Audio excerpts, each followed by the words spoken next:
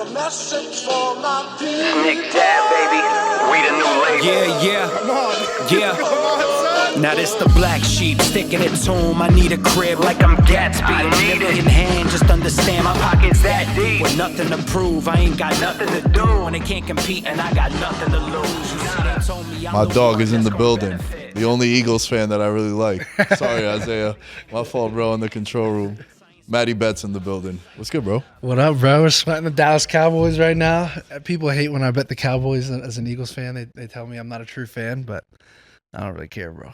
I mean, bro, we were just talking about that before because you were saying anytime you wear Eagles merch and you shoot a video and it's talking about like the Cowboys, the Giants, or Commanders, that people shit on you and be like, bro, you're not a real fan. Dude, we wouldn't be holding 30-1 Saquon if I was not a rational fan. The fandom for me, bro, truthfully, I still ride or die for my teams. I'll never switch up. I feel like it's the only relationship that we're in where we could get treated like shit and we're never going to leave it. Real fandom. Yeah. However, I'm pretty objective on my teams, and I don't go into every season saying, bro, Super Bowl or NBA Finals, winning a division. Nah, I'm pretty honest with my teams. Yeah.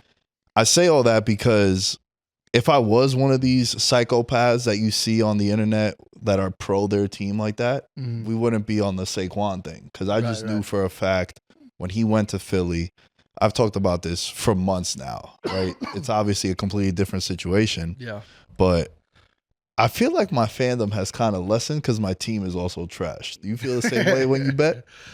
Nah, I mean, well, by the way, your Saquon ticket, bro. I remember sitting in that chair and you telling me it. Right when you told me it, I knew it was hidden. Like, I was like, I told you on that episode, I was like, I'm going right to the counter, bro. Because if you just look at the average Eagles running backs in the previous years that did very well behind the Eagles, offense, and then you see how underappreciated Saquon is, leaving the Giants, chip on his shoulder, in his prime. He's looked so good this year, bro.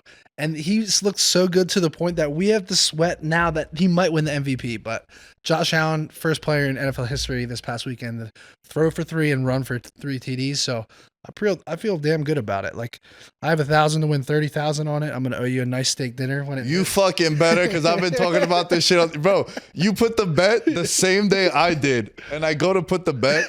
You're like, Did I move bro. it? Yeah, you did, bro. So Circa? Circa. Oh yeah, I moved it like crazy. Yeah, you did. And it was funny because as I go to put the bet, I remember I'm like, 30-1, finally got the money for it. Let me go put it. And the guy is like, oh, it's 22. I was like, why the fuck is it 22? And then I see on social that you made, I was like, fuck this kid, bro. I DM'd Jeffrey Benson at Circa. I was like, I want to put $3K to win $90K on a future bet. I didn't want to tell him what it was yet. I was like, it's an NFL future. No, I didn't even say $3K to win 30. I said, what's the most you would take? And he said $3K to win 30. So I had every intention of going to put $3K to win 30 in. Of course, my degenerate ass goes to the blackjack tables first, loses. Then I didn't feel like pulling more cash. So I just put 1,000 on it. So now it's going to cost me, blackjack not only cost me money that day, but it's going to cost me $60K. Assuming that the bet hits. But at the end of the day, a 30-1 future that's now minus 500, I feel great about it. I wouldn't sell that ticket for $25K. Yeah. I wouldn't. I would sell it for $28K. Yeah. I mean, what would you sell the ticket for if you had a $30K ticket right now? Because I just don't see a world where he loses, Yeah, I think, again, knock on wood for sure. But there's obviously a value in money today versus potentially tomorrow, Yeah, we also got to wait a legit 2 more months for it. Yeah. Because they're doing that shit the night before the Super Bowl. Yeah. But to your point, man, I think I would probably take I'd probably take 25K right now. Yeah, I think 25K. But it depends too, right? Like, you have a rough run at the tables, you might take it for 15. Nah. No, but dude, for the most part, man, like I kind of like my future is riding out. I want to see it. I know, and the content, bro. I want to cash the ticket once it wins. I don't want to cash it out. I'm always against cashing out, and you wouldn't believe the whole industry, bro. That everybody, someone sent me their cycle parlay this past weekend at UFC. It was by the way, unbelievable. the term cycle parlay, phenomenal. You like it? The fact that we haven't had that happen until maybe a month ago. Yeah. It's dope because Everyone knows that's my favorite way, and that's how we connected too. I remember you had Paul Craig to win by TKO. Yeah. I forgot who it was. I think it was Muniz. Andre that Muniz. You had him on. But like, bro, it's brilliant, right? Because I'd rather take, and I was watching the card over the weekend. We'll get to that in just a little bit, but just staying on this term, and I would love for you to explain the cycle thing one more time. Yep. That's how I like betting. I'm not gonna lay minus 400 on a favorite. I'd rather take plus 175 Shavkat by submission, or plus 250 him by TKO. It doesn't happen. That's cool, but laying minus 400, I'd rather not do it. But the cycle parlay, for the people that don't know, what is it, and how'd you come about it, honestly? Dude, so just it naturally happened. And I'm not even a big baseball guy. You know, that's the crazy thing. But obviously the cycle in baseball, I like, so I on my YouTube channel, I have the Matty Bets pod, and my buddy Austin Swain, who's an analytics guy, works at FanDuel. He literally does this show with me every week. And I love working with him because I'm the long shot chaser. I'm the content guy. I'm the emotional guy. He's the analytics guy. So we complement each other so well. And we talk through every fight. We work so well together. Like we talk through every fight and we end up hitting something big because we talk through it. Like he might be on one side, I might be on another. And somehow we end up going to the over or the under because of the way we talk through it. So we always find value just talking through every single fight. And I told Austin, I was like, what's it? Cause I'm not a big baseball guy. I was like, what's that term called in baseball when you bet on a guy to hit a single, double, triple homer? He's like, oh, the cycle parlay. And he instantly knew what it meant and he's like, I love that. And I was like, bro, let's put a cycle parlay in. Cause dude, we like doing the submission parlays, but 3 fighters to win by submission is very difficult, right? Cause even if it's a perfect read, ground and pound happens or something, you know, or something crazy happens. Dude, I hit 4 submission props over the weekend. I did too. And I didn't parlay them. I didn't either. Bro, I literally, on the podcast with Gilbert and Moicano, I said Pantoja submission, Luque submission, Hooper submission, and I didn't play it. Yeah. I played them straight. Yeah, same. That's what I did. It's not as fun, bro. I also had Chiesa too. Chiesa was a good call. So I is on the Chiesa decision. I thought both were good reads. Yeah. Max Griffin had never been subbed. Right. One way to look at it is you got great value because he never got subbed. The other way to look at it is like, damn it, bro, let's last 2 more minutes, 3 more minutes. I didn't think Griffin looked good at all in that fight. He really didn't threaten Chiesa at all. No.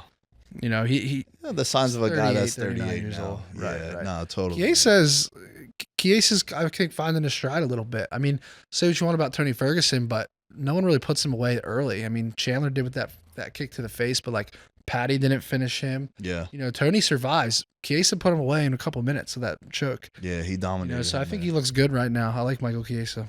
Yeah.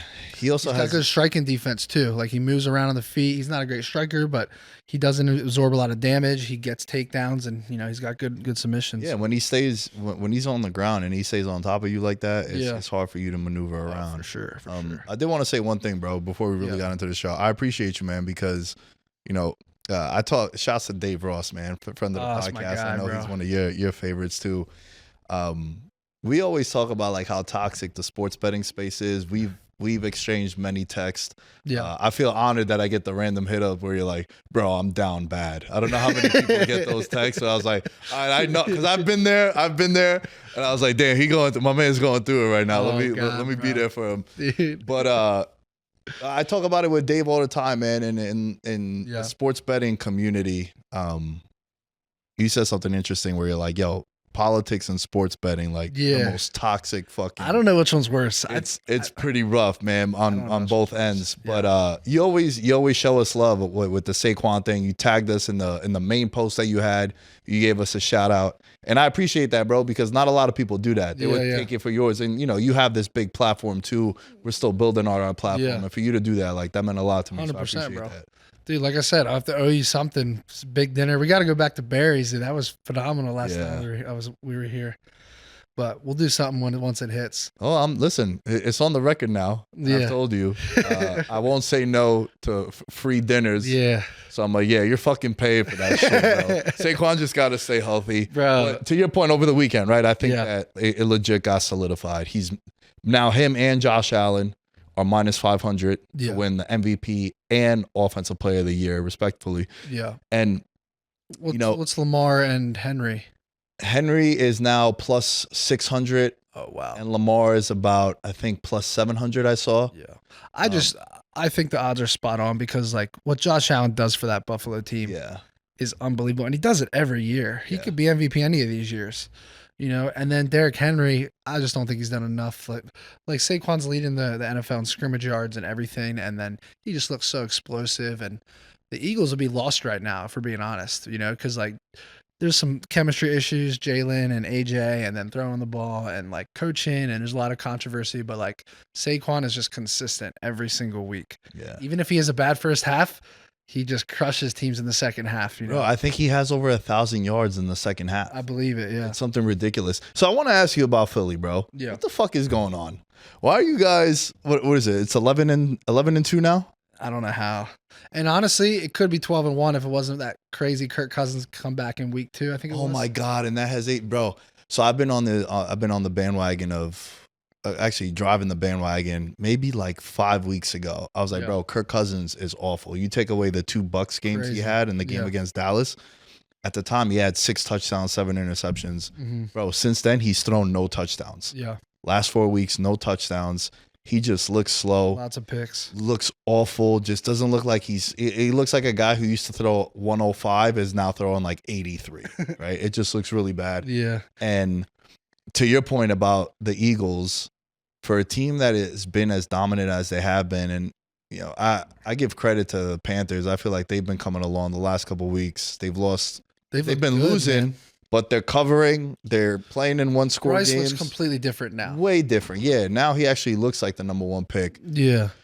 What is it though about Philly, bro? Because prior to the Thursday night game last week, Yeah. I felt like I've been on the fade the Detroit bandwagon. I'm not a fan. There's something about them. I think all the injuries are starting to pile up on the defensive side of the ball. Mm-hmm. And I like Philly, how they match up with them. And I really like Green Bay. I think Green Bay is my sleeper because look, they're a top. If they weren't in that division with them, they're going to be a team that's going to have to go on the road against a team with a better record. Right. So Yeah. what is it about Philly though? I don't know. I can't really figure it out, honestly. I mean, the thing is like, there's just highs and lows. Sometimes it looks really bad. Sometimes they look really good. But the reality of it is Jalen and Sirianni are 4-0 going to the postseason. Like they've made the postseason every year. Sirianni makes some questionable calls, but you can't comment. You can't take away his passion, and I think the players like him. But again, it's the NFL. There's weeks where like people are like, fire Mike Tomlin. And then the next week it's a Mike Tomlin masterclass and the Steelers look great. So you just have to, you can't get too high and you can't get too low, And I think the Eagles, they're as talented as any team in the NFL. Like you have to at least make it to the NFC conference. If you don't make it to the NFC finals, then I think you got to maybe look to go a different direction from with the head coach. But I think as long as you make it to the NFC championship, then, ideally get to the Super Bowl. But I think to make it, I mean, they've overperformed. I mean, let's not forget a few years ago, Jalen Hurts wasn't a quarterback, couldn't throw the ball. Everyone hated him. I've always been firm on him. I watched him in Tuscaloosa for a couple of years. Like there's more than just, I knew he had to evolve as a thrower, as a passer, but the dude is as hard as a worker and as good as a human as it gets. And he's just a leader, so you just see all that firsthand. I saw all that in Tuscaloosa, and that's why I just believed in him from the jump. Yeah, he got a lot of talent on the team, man. Yeah. But there are stretches where you're like, what the fuck is going on with him? I know. Yeah. And that's that. So he just goes ghost way more than I like. Mm-hmm. And then staying with like this Eagle Bills thing because of, the MVP and the offensive player of the year. Yeah. I feel like that Bills game yesterday, bro. And I've been high on the Rams. I've been like, man, that is a team. I said this when they were 2-5. I said it to Dave Ross. I'm like, yo, they're like plus 180 to make the playoffs. They were 5-1 to win the division. Now they're only a game back of Seattle. Yo, when all those guys are healthy, bro, they're nice. a problem. You got to see it yesterday. We all got to see it yesterday. And I think they're the team that if I'm a Lions fan, I do not want to play the Rams, bro. I know they could, because you got to remember these guys just won the Super Bowl a few years back. Like they still have that confidence. They can go into Detroit and just kind of, I think maybe just jump out to a lead. That's the scary part. Well- like if Detroit steamrolls them early, I think they'll be able to get it done. But like if the Rams get the ball, they open the game, come down and punch it in the mouth 7-0, then get a 3.5, then Detroit starts sweating, Well, bro, I also think just the Stafford dynamic. Just imagine, bro, the storyline, right? They've beaten them twice because they played them in the playoff game and then they played them to open up the season. So they've beaten Stafford twice. But, bro, I am telling you, I have a couple of friends that are Lions fans. So random, I know. But they're shitting themselves at the idea of we have the best season of our franchise. Yeah. We have the bye week, and then we stumble on the Rams coming into town. I agree. With the weapons, because, bro, Puka, Williams, the random Atwell, deep throw. Obviously, we know about Cooper Kupp. Yeah. Which I told you yesterday, I'm like, I think Cooper's the second best receiver on that team now. Yeah. Which is crazy to think. And also, I agree with you because I feel like Puka does more for them. Like, he could go downfield. Kupp is still the guy on big plays that they need conversions. But hell, I mean, yesterday there was so many of them to Puka also. Puka made like 3 ridiculous plays. Like, he just did the typical shit that happens when you bet against the Rams. Yeah. Like, diving catches, both toes touching the ground, going out of bounds, and then Cooper Kupp catching a ball on his knee in the end zone for a touchdown, and then a block punt for a TD. 12 of 16, I think it was, or 12 of 17 on third down. Yeah. The amount of flags coming in.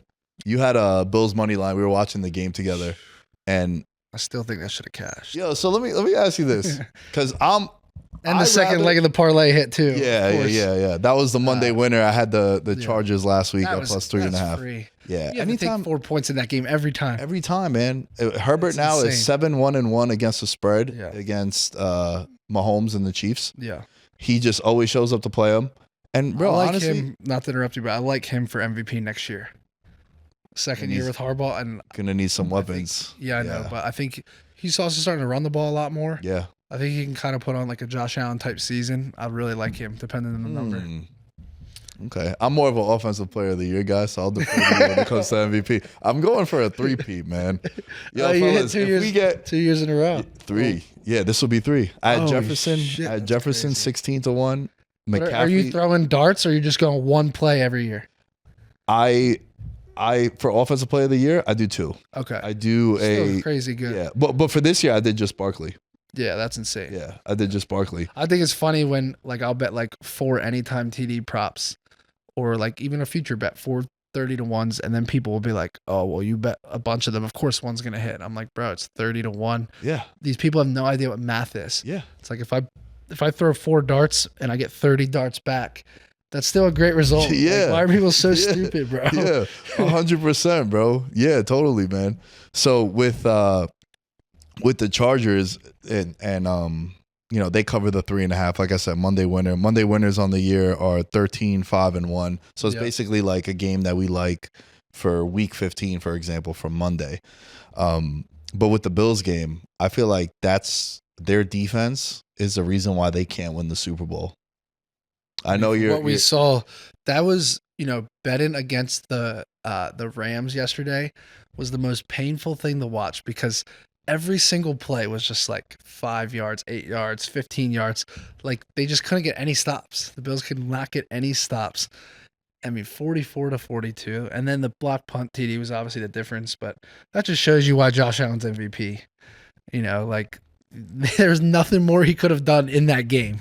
He literally played perfectly, and they still lost. Yeah. And also, we were watching the game together, like I said, and when they did probably the weirdest timeout call, I think, of this season. Horrible. That made no sense. If Sirianni did that, people would be going fucking ballistic on social media. For Tell sure. me I'm wrong. I haven't heard anybody even talk about that. Yeah. Nah, totally, bro. Like, listen, that's a fact. Because a lot of times it's perception of you, right? Like, because of what your perception is and what the narrative is around you. 100%. Also, you have the Philly fanatics and the Philly fan base that already is fed up with him. If he was to do that shit, bro, 100%. God. Yeah. But they run a QB sneak and then they call timeout, which was like dumb. Josh has been carving him up. And even if he, you have to expect him you expect him to score, right? But if he doesn't, that's going to kill 15 seconds. Yeah. So why not, if you're going to do that, do it quick. Like, yo, back to the line. Yeah, I'd rather just run the 15 seconds than use a timeout. Yeah, because then for what I put in my notes, if they would have done that, Yeah. they would have gotten the second down playoff at around 45 seconds, and then you'd still have your 3 timeouts. Yeah. That's way better than. And then the moment even they didn't you get can still onside kick, but still at least have the 3 timeouts. Exactly. You know? And then maybe you get the ball back with like 30 seconds. Yeah. All you need is a field goal there. It's a completely different conversation. Yeah. But I feel as if I'm also high on the Rams and their offense. When they're clicking, man, I would not want to play those guys. No. Sean McVay, I think, has completely separated himself from the rest of the field. Like all those guys that he's paired with. Like, bro, the fact that he kept his team afloat, like DeMarcus Robinson had scored like 5 straight games. Yeah. He's just doing a lot. Corum now is getting significant carries in the backfield with Williams. Mm-hmm. I think he's surpassed LaFleur, Shanahan, O'Connell, all these guys, Zach Taylor, right? Because for the longest time, people were saying, yo, if you're just friends with Sean McVay, you'll get a job in the NFL or at least an interview. Yeah. I think he's the cream of the crop. Like, he's the top offensive mind. It's Yeah. like him and Andy Reid. Right. But for the next 15 to 20 years, for as long as he wants to coach, I think He's there's, so young, there's no too. one. Yeah. Yeah, I agree. And they're a dangerous fucking team, man. That Rams team, I really, really like them. I agree. They could definitely get it done. Now, what do you think of Buffalo moving forward? Do you think it's just a great performance from the Rams, or are you as concerned as I am? On Buffalo? Yeah. Yeah, I mean, I have a Packers-Bills future at 30-1. And I felt really good about it last week. But then yesterday, I think the defense really kind of got exposed. they look bad. Bro, 2 games this year, they've played against good offenses. Yeah. Got 30 put on them by the Ravens. Right. And then, 40-something points, 45 points against them. I just think the Bills are going to come up short. Probably like AFC conference, probably an AFC championship game will come up short. But I don't know. I mean, Josh Allen's capable of doing whatever it takes. You know what I did like? My favorite game from this season is, I think it was the play of the year, or the play of their season when they're playing the Chiefs. And it was like, not this again, late. And then Josh Allen says, fuck that. And he just runs a touchdown, man. That was the play that I was like, okay, maybe this is like, they needed that mentally. But then you see the shit like that Rams game, it is concerning, You got to figure it out on defense. Bro, how many, I know, I hate bringing it up because you were sweating that game. Yeah. You had a Bills money line ticket.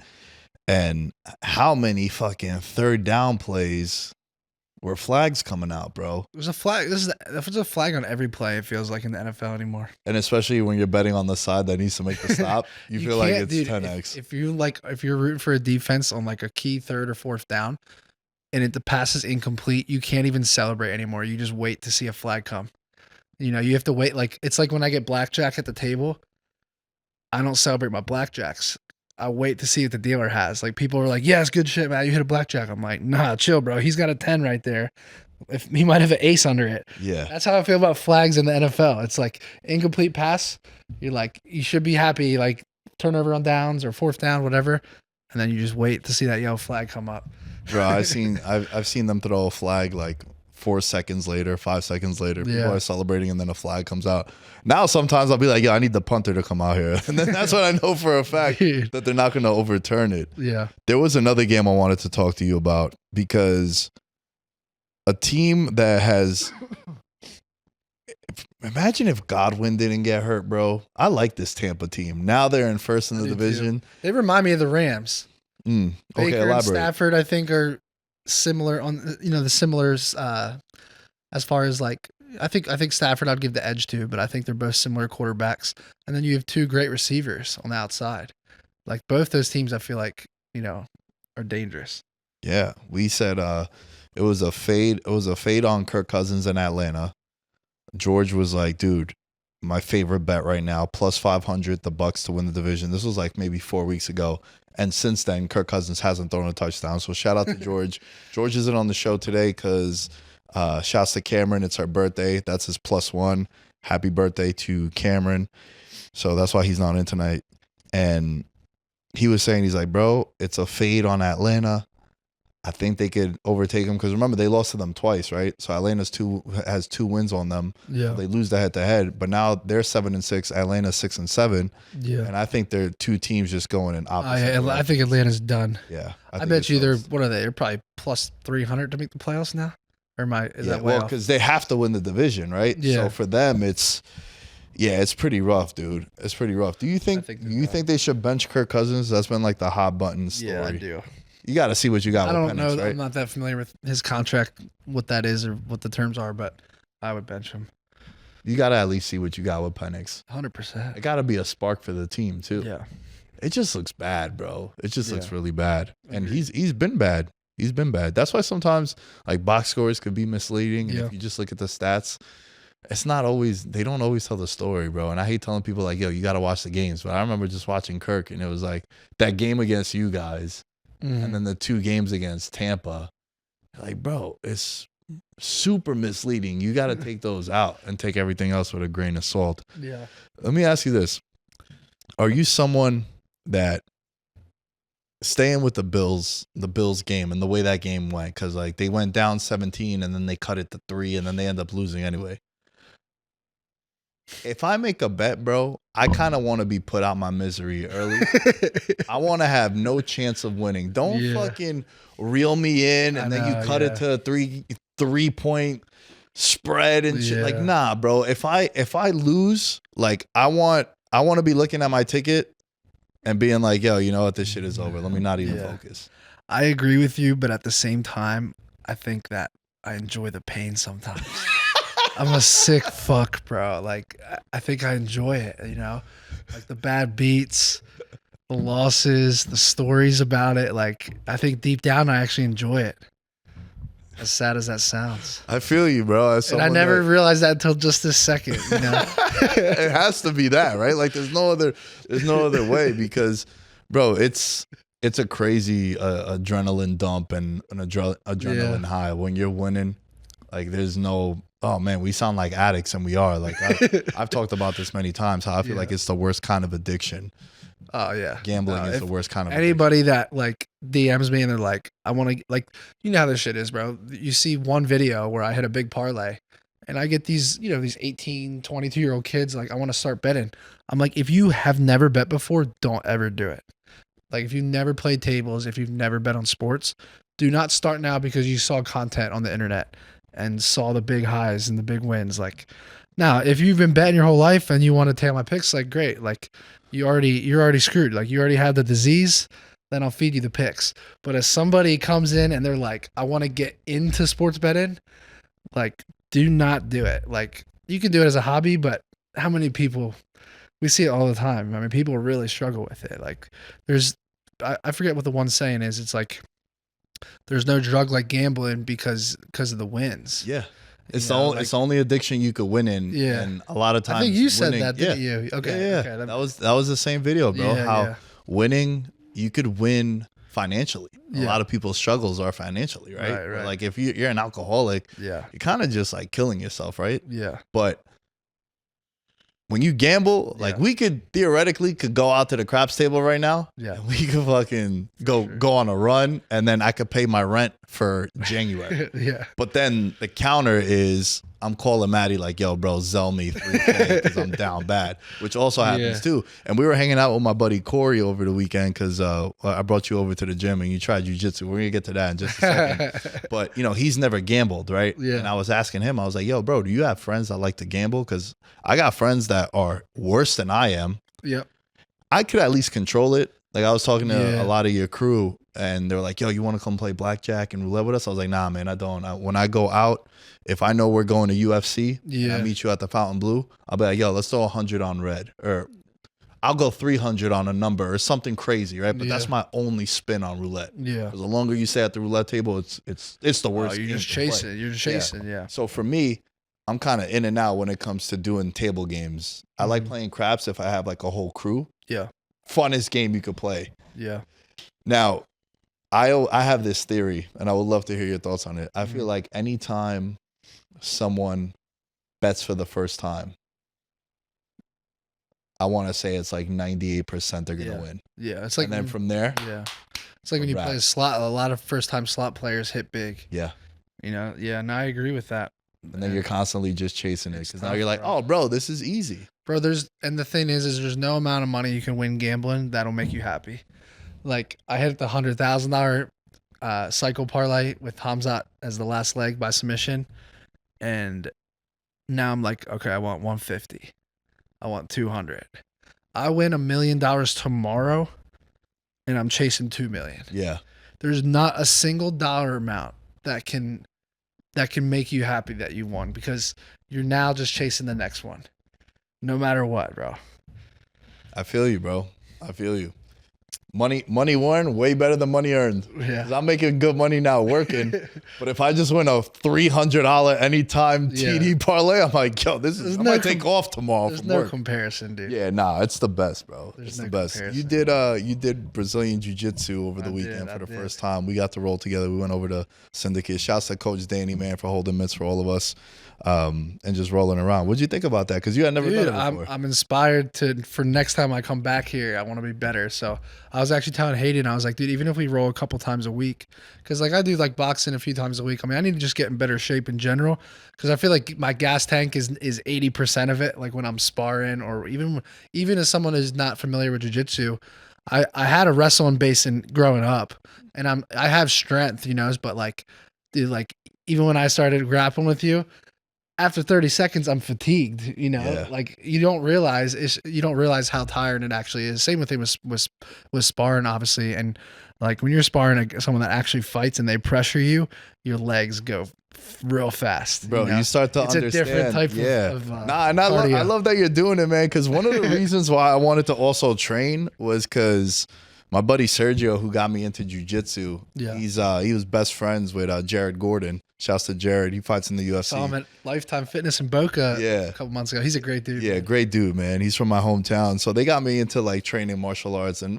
definitely way more jiu-jitsu. But I used to spar with them when I was back home because I felt safe, right? Like I don't want to go with anyone crazy. Like Sean Strickland? Yeah, definitely don't want to run into that.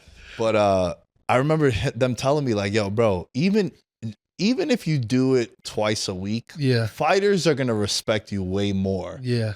That you're at least putting yourself out there. Because now you understand, like, yo, when someone gets on top of you, it's hard to get out of that, bro. Right. And then also, I was talking to Hayden, and he was like, bro, I feel like I played a whole football game. And he did, like, a 90-second round with Corey. Different, because you're not accustomed to your body going through that. Like I could play a game of basketball and my cardio holds up, you know, or go run, but like, it's just different. It's just different cardio, you know. Way different, bro. It's the reason why first of all, I hate running.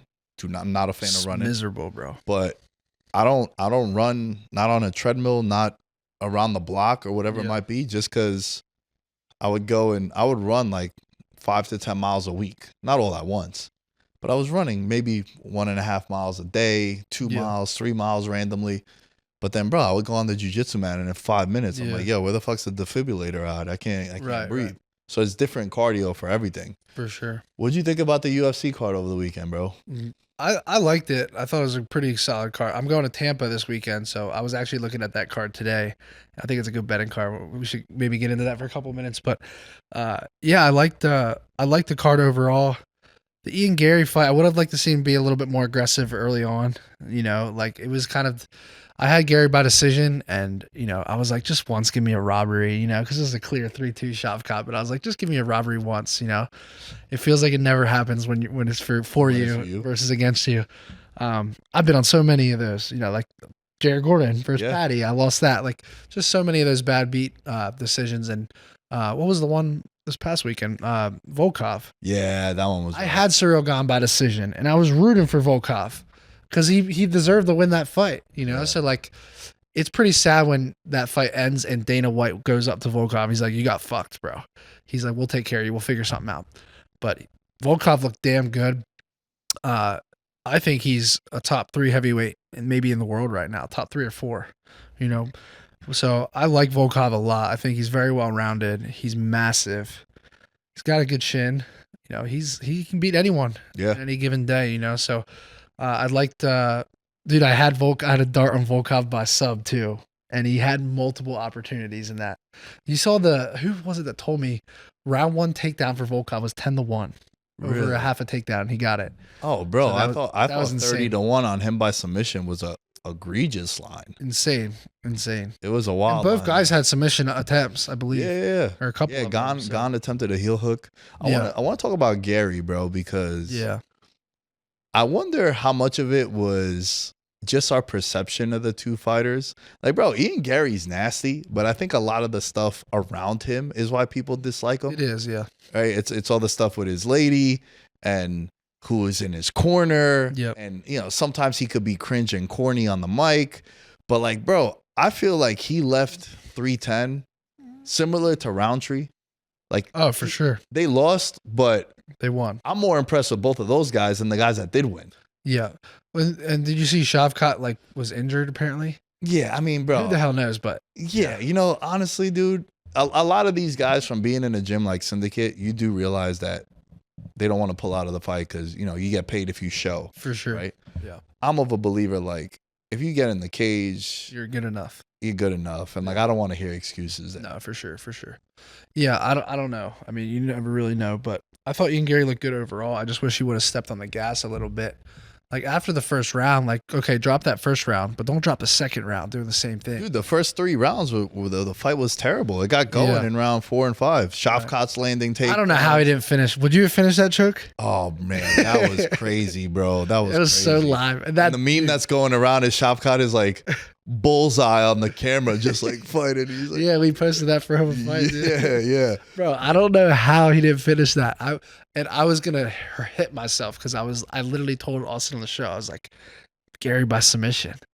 Just because the number was ridiculous. Yeah. You know, and he showed glimpses of it against MVP, which by the way, I'll take MVP at plus money against anyone in that division.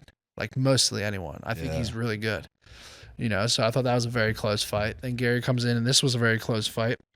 I think Bilal, here's the thing though. I think Bilal can out wrestle Shavkat, but I also think like a guy like Gary sits back against Shavkat, which is why he wasn't in danger the whole night. Bilal's going to be trying to put a pace on him and pressuring him forward, which is why he could get caught with something. Yeah. Is the way I look at that fight. So as much as I like Bilal as an underdog in that fight, which I think Shavkat lost a little bit of his aura and his just like, I think he already went down. I think he's like a minus 200 in that potential matchup against Bilal. So I think Bilal's like plus 170. I saw him over 2-1 earlier this year in that fight. So I would still take Bilal money line, but I would maybe look at like a Shavkat. I mean, Bilal got his back taken by Leon Edwards and was in danger in that, I think, second or third round. You don't want that happen in the Shavkat fight, you know, because Gary never gave that opportunity to Shavkat, but Bilal could get caught in something. I think like a sub or something could happen in that fight if he's not careful. Yeah, I'm on the different side. I think You on Shavkat? I'm happy with that result because I think just immediately I turned to the people I was with and I was like, we're probably gonna get a lesser number. Yeah, on I think he. Shavkat now. Yeah, I think he's bro, gonna I be like felt the minus same 150 by the time it I closes. felt the same way about way early on the prelims. Joshua Van was like minus 155. I got him against Durden. And I lost my ass on that under, dude. Bro, that was a rough one. Durden got the shit kicked out of him. Like tough SOB, but he was getting obliterated on Told me to bet the house on him. And But bro, you know what's crazy? It happens a lot in fighting, obviously, because it's it's one-on-one and you can't really blame anybody else. I've noticed this with fighting more than any other sport. Sometimes one result will skew the line so heavily. Like, bro, Joshua Van should have been minus 400. Yeah. He gets caught against Charles Johnson, where he was winning that fight. 100%. And then now everyone's like, oh, he's cooked. I felt the same way about Luque. I was like, yo, this is the last fight. First fight. time he was an underdog. Yeah. I was like, look, this is the last time I'm backing Luque. By the way, was that a Darce or an Anaconda? It's an Anaconda. Okay. Yeah. I've been because calling they put it on ESPN as a Darce, but then they changed it. Yeah. And I saw people that bet the Darce at plus 2,500. I saw tickets that cashed. Yeah. But I don't know if they would have really reversed it or what happened. But I mean, I don't have a book available to me that lets me bet that anyways. I was down. I had rough prelims and then I crushed the main card, mainly because Bryce Mitchell by knockout and inside the distance. I had a big bet on that. But the prelims, I wasn't doing great. The third and under killed me, and I lost on a couple other ones outside of the Chase Hooper bet. But what was it? What fight was I just talking about? Oh, Luque. Yeah. I chased on Luque round 1 submission. Oh, yeah. And I hit huge. I hit for like 13, 14K on that because I took submission in the fight and round 1. And dude, if Luque gets subs, it's usually early. Yeah. He got the Chieso Darce. Woodley. He's got 4 Yeah, Darces. yeah. You know, he gets them early. Luque was so disrespected in that fight. Yeah. So disrespected. But I like what you said about something happens and then there's immediate value because of it. I'm trying to think of the craziest example of that. What fight did a lesser fighter had someone hurt? So, okay. Ian Gary got tagged by Song Kanon, right? Yes. Song Kanon drops Ian Gary in the first round. I swear to God, Song Kanon was so fadeable the next like 2-3 fights because of that. Everyone's like, oh, this guy dropped Ian Gary. He shouldn't be a dog against this guy, or he shouldn't be like that. And I fade that narrative. I was like, cool, he caught Ian Gary with something lucky. Like, not lucky, but you know what I mean? Like, that shit ain't happening more than once out of 100 times.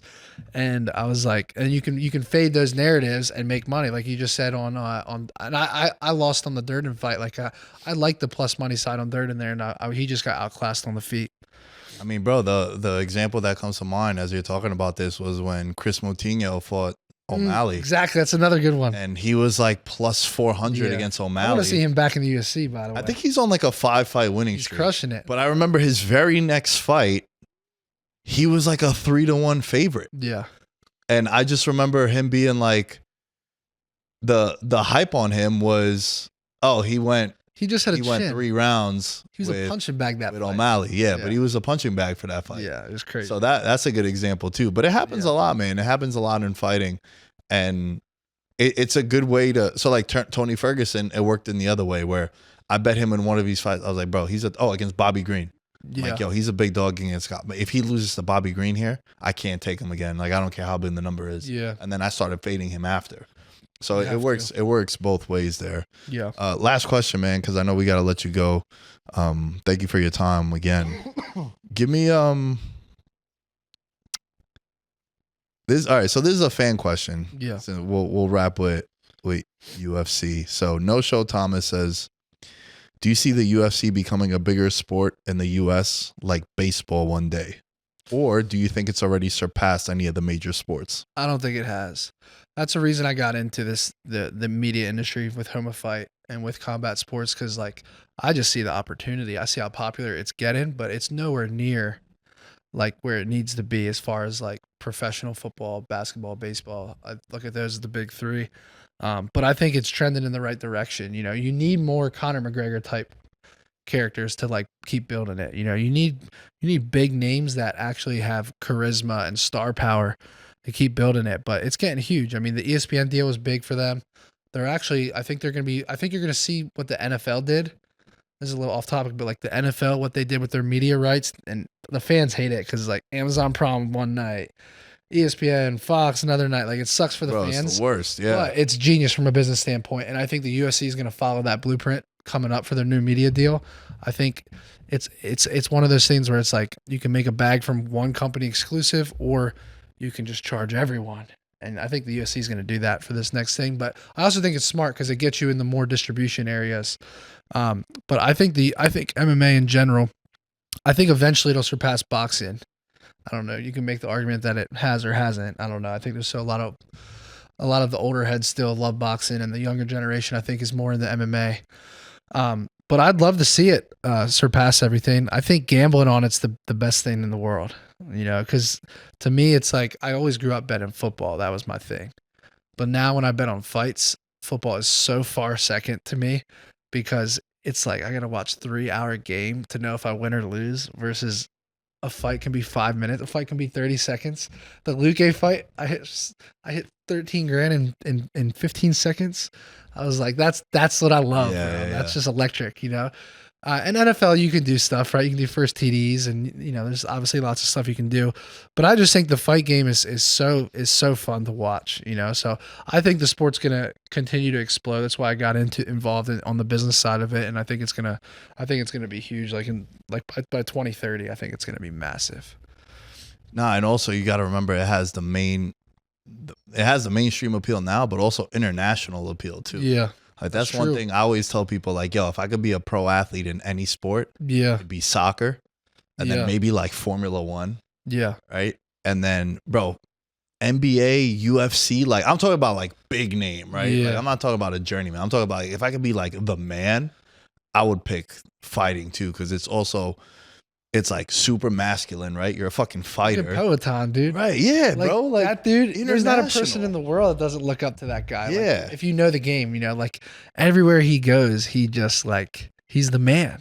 Yeah. He's literally the man. And it has that international appeal too, which I think, Yeah. to your point, like now you're seeing way better athletes coming into the fight game. And I think if they could start making more money too, Yeah. I think the sky is the limit for it. And I'm For with sure. you on that. And also to your point, we talked about this last time you were on the show, or one of the times you were on the show, how Yeah. people love 40, 50 to 1 parlays. Bro, submission round 3 for somebody is 40 Nothing to like 1 it. for some people. So, Yeah. and again, why do I got to wait 3 hours to know if I win or lose? Yeah. I could just do this.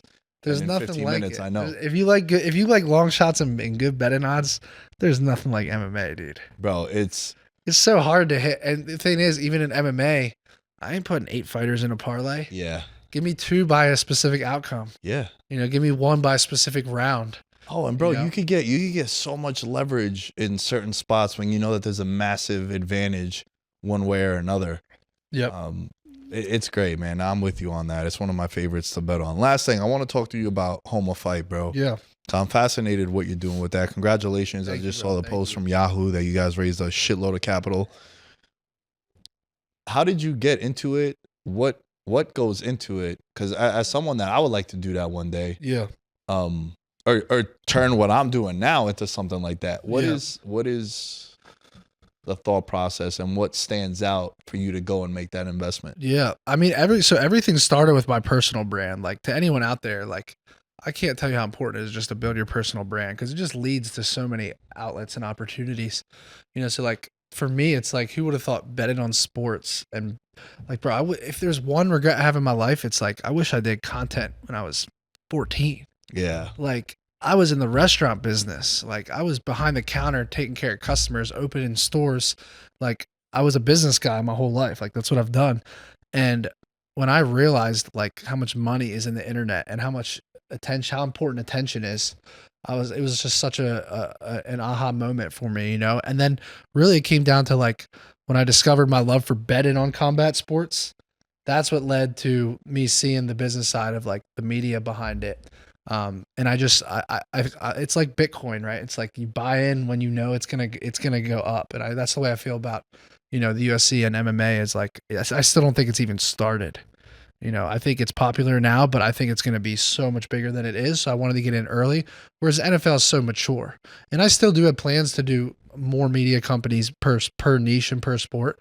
Like I want to get. I'm going to be launching a gambling media company. I'm going to be launching eventually football, basketball. Like I want to do all these different things long term, but I just thought Home of Fight was a perfect opportunity. The way I got involved with it is I pretty much just had, I just enjoyed betting on it so much. And I just came across all these pages, and I just DM'd all these pages and brands. And I was like, how much to buy it? And I just and this is what I've done in my career in the restaurant business, is I'll find franchises and restaurants for sale. And I'm like, oh, I can identify I can identify an opportunity and be like, I can do it better. Like, I feel like I can do it better. Like when I bought my first Annie Ann's pretzel store, I saw that it was being run like shit. I was like, I can come in, buy this for pennies on the dollar, grow it and flip out of it, or keep the cash flow. When I saw Home of Fight, I was like, the guy that owned it was out of the Ukraine, and incredible with content, but he's not a business guy, right? He's not going to build it into a business or a media company. So I was like, I can acquire this. I can pay him more than what he was making as a single owner. He can have a salary where he's going to make more than that. And he's still in for, he owns a couple points of the whole company. So now it's a win-win for both sides. And that's how I look at business, is like, how do you figure out a way to make both sides win? And that's the ultimate way to do business, in my opinion. So Roman, shout out to him. He's our head of content, works 16 hours a day from the Ukraine. just grinding. Every time you see a tweet, an Instagram post, You guys are fucking quick, bro. He's insane. He's literally you've insane. become and look, I'm a little biased because you're one of my good friends in the space, and we've become really close. We always link up every time we come here. And like I said earlier, anytime you're going through it, oh my god, I'm one of the top. just threw a touchdown. I'm one of the top people. Is that a good thing or a bad thing? No, dude. Bad thing. You're one of the people that I always talk to about this stuff. I always go to Home of Fight as my first source. Yeah. And you guys are always fucking quick with it, bro. Yeah, it's insane how good Roman is. And like to me, it was like when I did a deal with him, I acquired the company. I was like, you tell me how I can support you, bro, because I'm not gonna micromanage what you do. You're great at MMA content. You built Home of Fight to 500,000 followers in 5 years from the Ukraine, and then we put our resources behind it, and now we have 700,000-800,000 followers, almost 1 million between all platforms, and we're just we're trying to use his skill set and then give him a team and infrastructure behind it, and then hopefully we'll be credentialed with the UFC by next month. So I'm excited for that.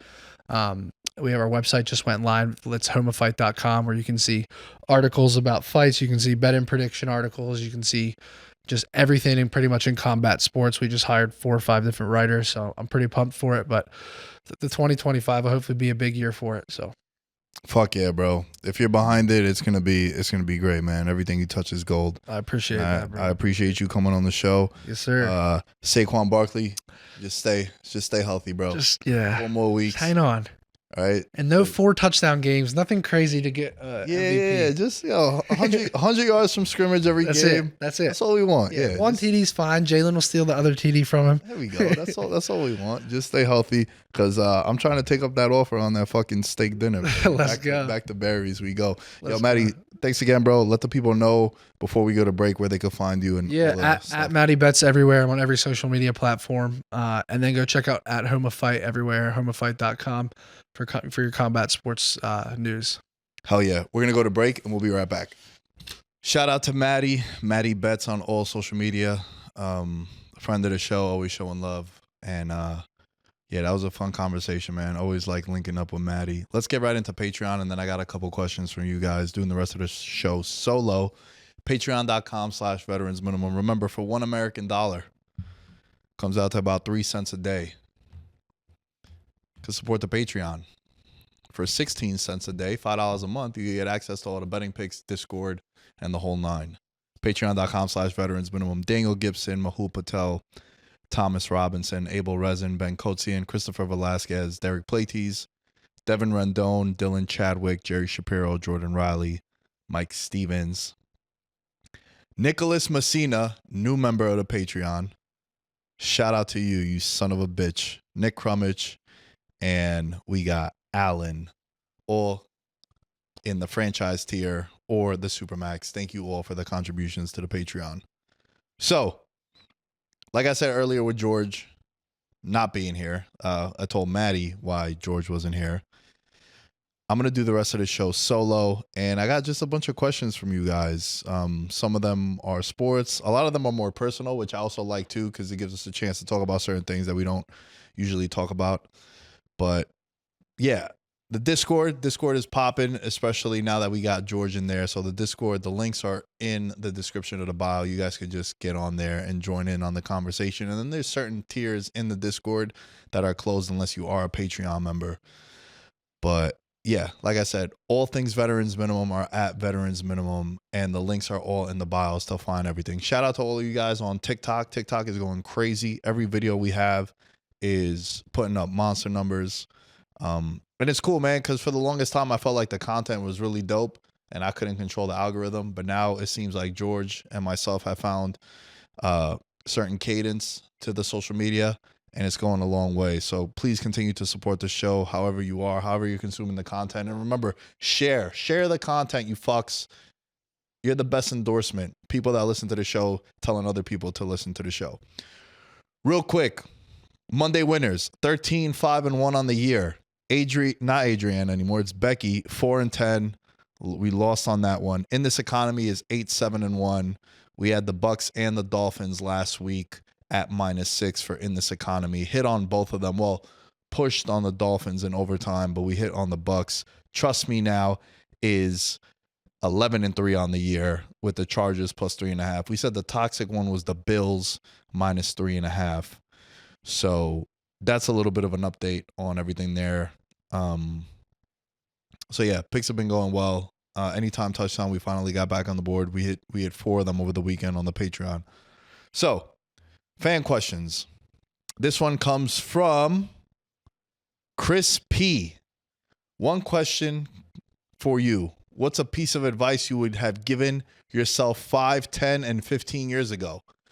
Holy fuck, that's a loaded question. I'll start with 15 years ago. 15 years ago, that would mean I would be 18 years old, fresh out of high school, going into Buffalo State. Shout out to Buffalo State. Shout out to the 716. Shout out to the Bengals of Buffalo State. My advice to myself 15 years ago would be start doing the shit that you want to do. I know I was just 18, right? But I always felt like I was going to do some shit in sports. My ultimate life goal was to just do something in sports, right? As I've said time and time again, my dream was to be a professional athlete. But I'm a 5'10" white guy with like a 28.5 vert. Couldn't really do it, man. I was a great athlete for what I was capable of doing, but I always just knew I wanted to do something in sports, right? So when the dream of being a professional athlete, you quickly realize that it's not going to happen for you. I just always knew it was going to be something in sport. Was it going to be coaching? Was it going to be sports agent? I don't know what it was going to be. I didn't think it was going to be podcasting. It wasn't really a platform at that time. My advice would be, do the thing that you really want to do. It sounds corny. It sounds lame and cliche, but cliches become cliches because people get tired of repeating it. That's what I would say. Because, bro, I wanted to be, I don't even know if the guys in the control room know this. I wanted to be in the CIA. I wanted to be an FBI agent. I wanted to be an accountant. I wanted to be mad random shit, bro. And it was all because I had so many people in my life sort of pushing me in different directions, which is going to tie into what I would have told myself 10 years ago. It's continue to do the thing that makes you happy and the thing that you really want to do, right? Because I was going to be a cop. I was going to be a police officer. And a lot of that had to do with like job security and a pension and like, you'll be making top pay in 7 years and you could take time off and you'll be respected, right? People ask you, what do you do for a living? Because they want to know how much should I respect this guy? Is he like a barista at fucking Starbucks? Does he flip burgers at Burger King? Or is he a cop? Is he a lawyer? Is he a doctor? Whatever it might be. And again, I always just wanted to do some shit in sports, right? And around 9 years ago was when I started Veterans Minimum with the rest of the guys that I used to do the show with. And just immediately, I just fell in love with it. So it would be to chase your passion and really be willing to suck, be willing to be bad at what you're doing when you first start, just like everyone else, just like anyone else. You're not going to be good at it when you first start. Jory. For those that don't know, Jory, he's a part of the A team here. Shouts to Isaiah and Jory in the control room. Jory is a rapper. Jory, the first time you ever made a song, it was trash, right? Awful. Yeah, like anything, bro. If you were to tell me when I first did a podcast that I'd be hosting and doing all the shit I'm doing now, I would call you crazy. I'd call you something else too, but due to our political climate, I can't really say what I would have called you. To that, I leave it open for your interpretation. Your words, not mine. So, like, bro, you're going to be whack at whatever it is you do at first. But I just remember, like, this is the only thing I care about. This is the only thing I like doing. I enjoy it. It's all I think about. I've told the story when I walked out of my Greek class at Queens College. For those that don't know, because we do have a new audience, a lot of new members that listen to the show. But for those that have been listening for a long time, I've told the story many, many times before. I grabbed lunch with a friend of mine from high school that I saw in college. And we were going to take a midterm for a Greek class. And I just had a fucking folder with loose leaf, and that was my college stuff. And then I had a binder with mad fucking stats and analytics for the show. And all I kept doing was talking about the show. And she was just like, bro, what are you doing? Like, what are you trying to do? And I was like, what do you mean? She's like, all you do is talk about this fucking show of yours. I was like, it's all I could think about. And she was just like, just do that.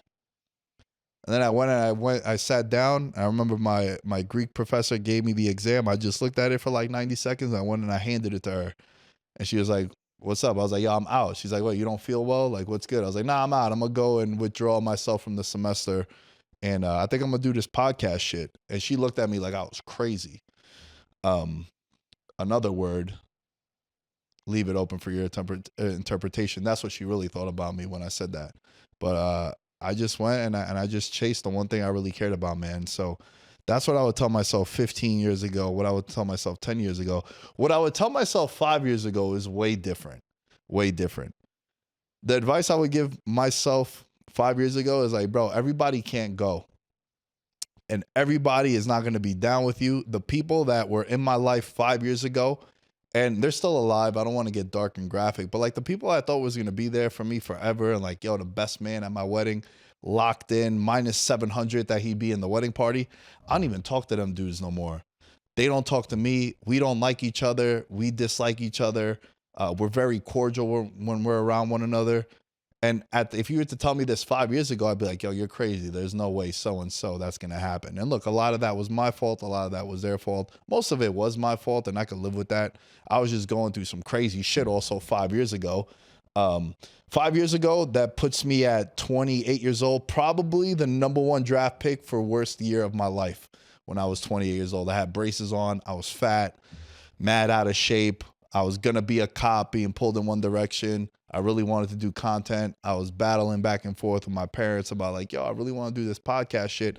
I don't know what's going to happen, but I know it's the only thing on my mind. But then should I be a cop? I can't do the podcast. If I do that, then I'm going to be miserable. Then I'm going to have access to a gun. Again, I don't want to get graphic, but I was going to probably blow my brains out if I'm being honest with you, because that's just how I felt 5 years ago.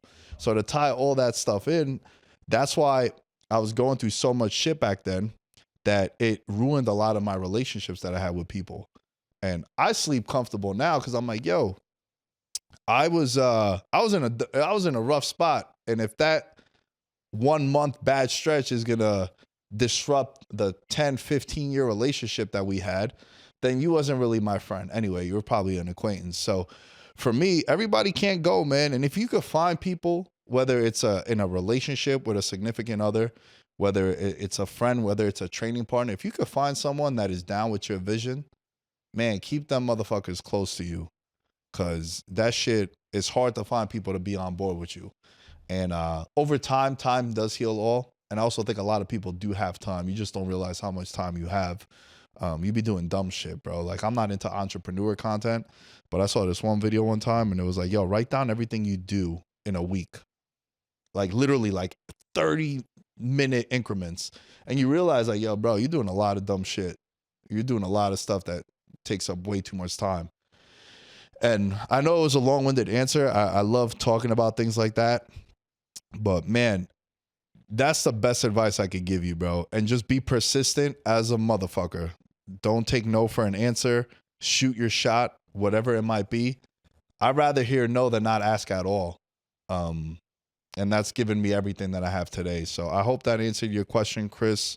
I fuck with it. I love questions like this. You guys get to sort of hear the story again if you've heard it, or if you're hearing it from the first time, which I'm pretty sure the guys in the control room haven't heard most of this stuff before. So I do like sharing that often. So yeah, great question from you, Chris. I got this from a lot of people. I don't really talk baseball much, so I'm going to try to maneuver around this. I am a Mets fan. I'm a big Mets fan. Shout out to my Uncle Mike. He fucked up the whole trajectory of my life by making me a Mets fan, because at the time the Yankees was winning all these championships and we had like Derek Jeter and Mariano Rivera and Posada and all those guys, and like the pinstripes are just fire. The Yankee hat is like an iconic logo, but I became a Met fan because he's an NYPD officer and he would take me to all the games at Shea Stadium. So Juan Soto signs for $765 million, 15-year deal. When this contract ends, I'm going to be 49 years old. That's fucking crazy. That's wild. We don't even know what the world's going to look like in 2 years. Could you imagine 15 years from now? Highest paid professional athlete of all time. It's wild to me to commit to something for that long. My parents have been together for 38 years. I can't think of myself doing anything for 38 years. I mean, it's nuts. It's nuts. I have commitment issues. That's why I've been single for so long. I constantly look to cut people off. like the smallest inconvenience. I'm at that stage of my life, fellas, in the control room where like the moment someone inconvenienced me just a little bit, I'm looking to cut ties, bro. I'm getting a couple head shakes, whether positive or negative, but like I'm looking to just cut ties. So for me to commit for 15 fucking years is really, really ridiculous. But the good thing about him is that he's in his mid-20s. We've seen baseball contracts in the past where dudes sign 13-year deals and they're 41 years old. Not 41, 31 years old, I should say. You're like, yo, bro, you're really paying. When you look at baseball contracts, they're all like 12, 13, 15-year deals, the majority of them. And it's like you're really paying for the first 6, but the last 6 is like, fuck. So you're paying for a lot of it up front. He'll be making quarterback money. They're also playing a lot more games too, right? So they're playing a shitload of games in comparison to like what a top tier NBA athlete and a top tier quarterback make per game. They make more than what he does because he plays 162 of them.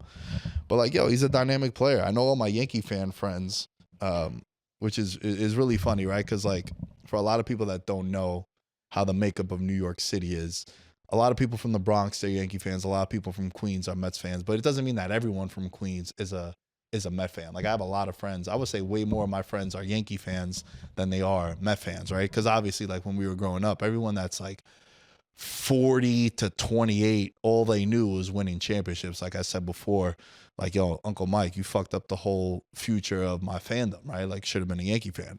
But you were kind of looked at as like the little brother when it comes to the Mets. Like, whatever, you're a Mets. So this is the first time that like the Mets fucking went in their ski mask and took a player from the Yankees. And like all the Yankee fans were fucking, they wanted to retire the jersey when he hit that home run in the playoffs to send them to the next round. But now it's like, yo, he sucks. He's not that good of a fielder and shit. It's like, yo, bro, pick a side. You can't play both sides, bro. You can't play both sides. I think it's a great deal because he's a young player with a lot of promise still. Probably still hasn't even hit his ceiling. Again, very limited with the baseball knowledge, but as a Met fan, there's nothing I like more than Yankee fans being miserable. 27 rings, bro. That's all you hear back home, fellas. I know you guys not from the New York region, but you hear that shit all the time. Like anytime there's a running joke that like anytime you have a Yankee fan pinned up against the ropes, they'll be like, yeah, we got 27 rings. They're like, cool, man. Like half of them was when it was black and white TVs and dudes was accountants also throwing fucking 72 miles per hour. So like them shits didn't really matter. And the thing that I would do would be like, yo, if it happened before 1991, it didn't even matter, bro. So like that really gets people set off. But Juan Soto, that's fucking dope, man. That's a lot of bread. All guaranteed too. All guaranteed. That's like good for him, bro. Good for him. You make that kind of money, you can't hate on it. That's a lot. But that's also that's a huge commitment. 15 years. Like I said, I constantly look to cut people off and like find a reason not to talk to them. So 15-year commitment. I'll be 49 when this contract ends. So more power to him. Shout out to Uncle Steve Cohen, fucking making it rain like he's at Sapphire, baby. Bring all these players in. Next question comes from Nick Messina. As someone who's been toying with the idea of wanting to move to another state, what were some challenges and difficult things you went through while moving, and where did you go first? So lifelong New Yorker, like I said, the only other place outside of Queens and Long Island that I grew up in or lived in was Buffalo. I went there for school. When I moved to Vegas, it was a lot easier for me because I had shit in place. I naturally just get along with a lot of people. I'm not a introvert. I'm pretty outgoing. Love making new friends. Love being the center of attention. I just like to mingle.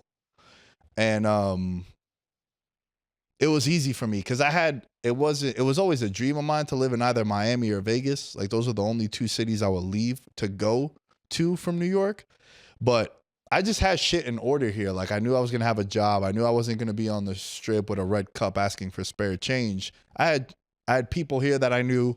I had a job ready. I was able to do my show and do my thing. So for me, it was easy.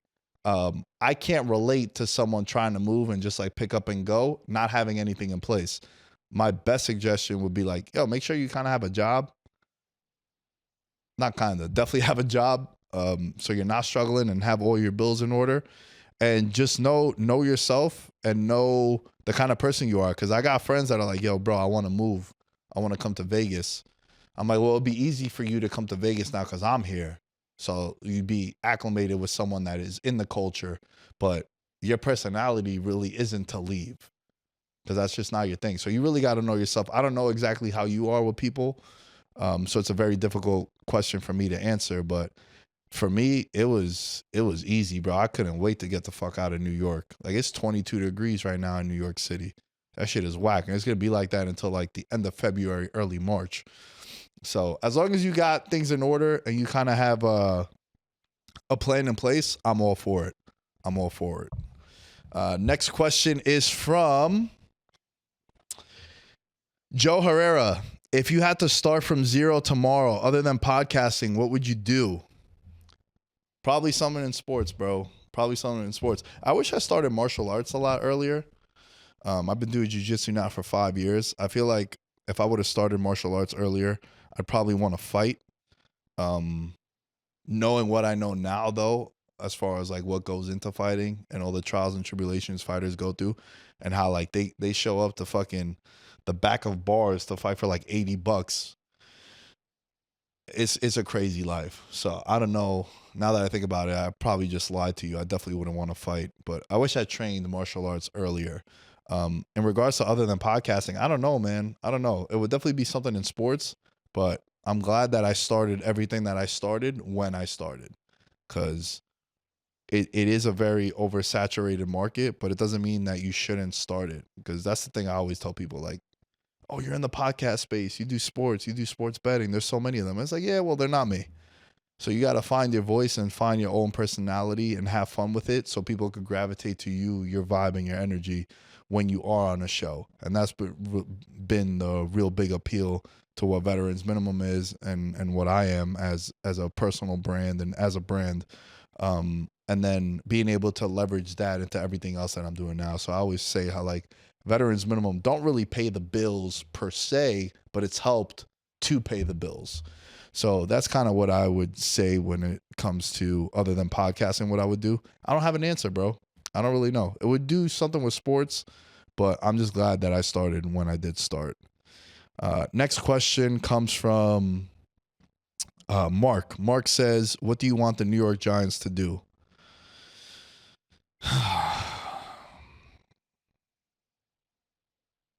What a fucking nightmare. What a nightmare. The last decade has been rough. It'd be nice if we could start with a first-round pick re-signing with the team. I've expressed my issues with that. The franchise is not in a good place. I don't feel confident in the head coach. I don't feel confident. Well, there is no quarterback. I don't feel confident in the GM. I refuse to watch Hard Knocks. I do not want to watch Hard Knocks. I'm happy that they let go of Saquon Barkley, especially holding minus 500 on Offensive Player of the Year when we have it at 22-1, give it out at 30 and 40-1. They are a mess. I would want them to pick the best available player that can help them next year and who will probably be in the team's plans moving forward. That's what I would say is what I want the New York Giants to do. The top priority is they need Mike Vrabel. I need you to sign Mike Vrabel. Pound for pound, best head coach in the NFL for what he did during his time in Tennessee with Ryan Tannehill and with that roster. He got a lot out of them. So I would sign Mike Vrabel, and then from there you could build everything else. Last question comes from J-Dub. Actually, it's the last question we'll do on this show, but shout out to everyone that sent questions on Instagram, sent questions on DM, sent questions in the Discord. J-Dub says, are you where you want to be in your personal life? The professional life looks, and from knowing you, it is popping. But when you took inventory of your life at almost 34, is it how you pictured? Did it change from what you had it be? Yeah, 100%. You know what I thought I was going to be doing when I was 34? Married with 3 kids. Nowhere near that. Nowhere near that. Don't even have a girlfriend. Nowhere near having a girlfriend. I don't think my professional life would be what it is if I was where I thought I would be at 34 years old. I think one of the blessings is I was able to build out everything and not have anyone to worry about, not have anyone to answer to, be able to do my own thing and really focus and dial in on my professional life. But yo, My high school football coach used to say this: what do you want and what are we giving up for it? Right? And that's really what it is. It's like your personal life is going to sacrifice for your professional life to flourish, and then vice versa. Your professional life is going to suffer, and then your personal life could flourish. I had a plan when I first started content creating that, this is kind of the only thing I want to do. When people ask me what do, I just say, I'm a content creator. And then they're like, what exactly do you do? And then I tell them, and then by the time I finish telling them what I do, they're like blown away. They're like, you do all this shit? I'm like, yeah, it's actually not that difficult. If you space out everything and you time everything right and all the projects that you're involved in, it's pretty dope. It's a pretty dope life to live. I did not think I would be living in Vegas or in Miami, but I always wanted to. And because of my professional life, it's definitely helped my personal life too. I do have a problem with mixing personal and professional. I think both, for me at least, they're the same thing. My personal and my professional is the same. My professional is personal to me. So in order for me to take care of my professional got to be in order. So professional life is super popping. It's lit. Not a single complaint. You won't get a single complaint from me. I'm around 2 people on a daily basis that I grew up listening to. Last week, we had 50 Cent in here, who was my favorite rapper growing up. Last night, the guys and I in the studio, we had Snoop Dogg. Crazy shit is going on the daily. I'm in text threads with Michael Irving and Maurice Claret. I'm getting FaceTime from fucking French Montana and shit. Like, it's a wild life. Dope life, not a single complaint. And I'm getting paid for it too. Couldn't have it any better. I get to train in the mornings. It's lit. It's lit. Personal life, I don't really got that many complaints. I like being a single, handsome bachelor in Las Vegas. It has a lot of perks also. I get to go to Colombia one time a year. Shout out to Isaiah. And I get to hoe it up down there too. I got no complaints, man. I don't have a girlfriend, so I can't get in trouble. So I feel very comfortable saying this. Also, my boss is in here. So it's cool to have that conversation when I got the A-team in here. Yo soy fiesta, if you know what I'm saying. So there's going to be sacrifices. But I got no complaints. I'm able to do the shit I want to do. And it's lit. So we'll put a bow on this conversation. We'll wrap up this show. I appreciate all you guys so much. I say this time and time again. When I first took over Veterans Minimum in 2019 from the rest of the guys, there was about 500 people listening to every episode. And now that has blossomed into thousands of people listening to every episode. And what I tell everybody when I get to speak to people about content creating, when I get to speak to the UNLV journalism department, because they have this fucking idiot talking to the future of our country, I just tell them the same thing. It's like, no, don't neglect your audience. I built my entire career off 500 people listening and doing the things I asked them to do, like rate and review, subscribe, repost, comment, tag us if you're listening, tag us if we hit a bet for you, tag us if shit, even like we like it when you troll us too, right? Like I was getting cooked in the Discord last couple of weeks because you guys just wanted George in there. Whatever it is, the engagement is good. Feedback is a blessing from everyone, and I just appreciate all the support for the show. As far as I go, it's at Nick Dais 10 is where you can find me. Follow me on social media. I'm doing a lot of cool shit, man, whether it's with Veterans Minimum, training jiu-jitsu if you guys are interested. The stuff with it is what it is. It's really dope. And then for all things Veterans Minimum, it's at Veterans Minimum. We will catch you later this week. George will be back. I know you sons of bitches missed him. But I hope you guys enjoyed this one. I hope you guys enjoyed the conversations here on the solo show. I usually don't like doing solo shows like that, but having people in the control room and then having you guys send the questions, it doesn't feel like I'm by myself just rambling. So I appreciate everyone. Thank you all for listening, and we'll catch you guys next time. In his element, I'm a gold medalist, bronze like your medal is. So many deer in headlights, but it's bedtime. Hear that supper bell, main course, be the venison. Dab. Most dangerous game. Either kill or be killed.